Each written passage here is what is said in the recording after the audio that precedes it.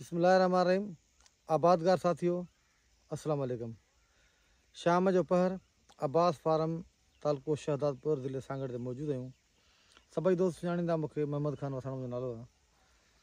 अॼु ही प्लाट आहे TD1 जो ऐं अॼु जेका तारीख़ आहे उहा बि मुंहिंजे ख़्याल में जनवरी जी आख़िरी तारीख़ 31 जनवरी आहे। इन हिसाब सां हीअ कणिक जेका आहे सा 100 ॾींहंनि जी थी चुकी आहे ऐं हिन वक़्तु जेका पोज़ीशन आहे त जीअं जीअं आख़िर थींदी वञे पई, फसल वेझा ईंदा वञनि पिया, ॾुकार जूं शदीद हालतूं थी वियूं ऐं अटे जी खोट, अन जी खोट जाम थी वई आहे। आम तौर ते ॿाहिराणे में जेका पोज़ीशन आहे ॾिसां पियो, उन सां गॾोगॾु मालवंद माण्हुनि लाइ बोह जी खोट थी वई आहे। बोह सस्तो हुअण बावजूदि खोट आहे, अन्न सस्तो हुअण बावजूदि खोट आहे, छो जो अन्न बि 10-11 हज़ार खां मथे कोन वियो। जेको अंदेशो या अंदाज़ो हो त 15,000 या ॿोरी थी कोन थियो। हाणे दोस्तनि खे इहा गुज़ारिश आहे त ॾे मां ॾुकार निकिरण में बाक़ी 1 महीनो बचियो आहे। हीअ TD1 कणिक आहे जेका 100 ॾींहंनि खां 2-3 ॾींहं खणी खुटनि पिया हिन जा, बहरहाल बाक़ी महीनो या 25 ॾींहंनि में हिन इंशाअल्लाह ताला पची वेंदी ऐं सॼी तव्हां ॾिसो ही कैमरा जी मदद सां। हाणे गुज़ारिश जेका करणी हुई असांखे थोरी आबादगारनि सां, उहा इहा हुई त हिन साल मौसम पहिरीं अनसर्टिन रही, सही न हुई। उन खां पोइ जॾहिं सही थी आहे त अल्हम्दुलिल्लाह फसल जेके आहिनि सभु ठीकु ठाकु आहिनि।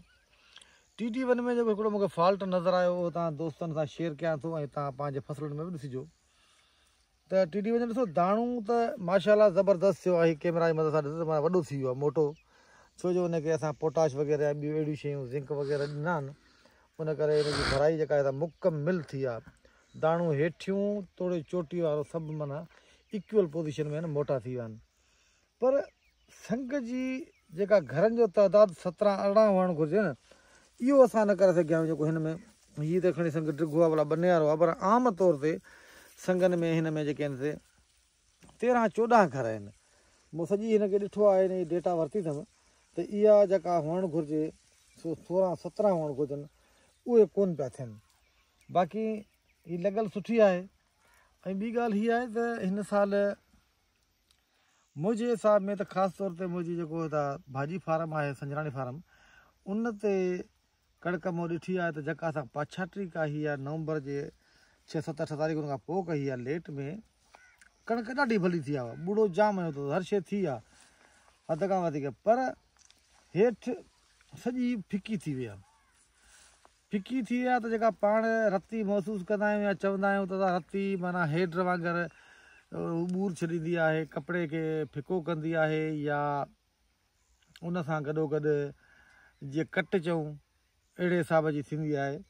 पर आऊं सम्झां थो त हीअ बि येलो रस्ट आहे हिकिड़े क़िस्म जी, जेका फिकाण माना आहे भई रंग त कोन बि छॾे, पर रती इहा आहे। हीअ जाम थी आहे, ख़ासि तौर ते TD1 में असां स्प्रे कया, उनजे बावजूदि बि रती अञा मौजूदु हूंदी किथे न किथे। पर अहिड़े क़िस्म जा पन जेके येलो वारा इहे एतिरा थिया आहिनि ऐं मूंखे माण्हू सॼे सिंध मां फ़ोन कंदा त हीअ आहे छा, मूंखे बि ख़बर कोन्हे, को खफ़्ती दोस्त जो ॿुधाए त अहिड़े हिसाब सां पन हेठि सॼा फिका थी विया आहिनि कणकुनि जा। उन करे संग जी साइज़ जेका आहे वधण उहा वधी कोन सघी आहे। TD1 जो त संग माना बिल्कुलु 13-14 घरनि ते बीठो आहे, 70-80 घरनि ते को तव्हांखे संग मिलंदो, हरू भरू कोन्हे को। पर लॻल घाटी या उन जेको लोकेशन आहे उन हिसाब सां 50 मण या उन खां वधीक इंशाअल्लाह ताला लहंदी। 50 ही जो अहिड़ो फसल 50 खां मथे वारो आहे, 60-55 इन मण वारी पोज़ीशन जो आहे। पर ॿियनि कणकुनि जी बि ॻाल्हि थो कयां त जिथे एक्सिस ऑफ वाटर यानी पाणी वधीक हो, अञा गप बीठी बंदी जे करे दोस्तनि उनखे एक्स्ट्रा पाणी ॾेई रहियो, उते इहो साड़ू वारी बीमारी या साड़ वारी या ॿियनि लफ़्ज़नि में खणी चऊं रती आहे, अलाए कहिड़ी मुसीबत आहे, इहा जाम थी आहे। ऐं बाक़ी जेको आहे फसल लहण में महीनो खनि लेट आहे। इंशाअल्लाह ताला ॾुकार ॾींहं मां ख़तमु थी वेंदो।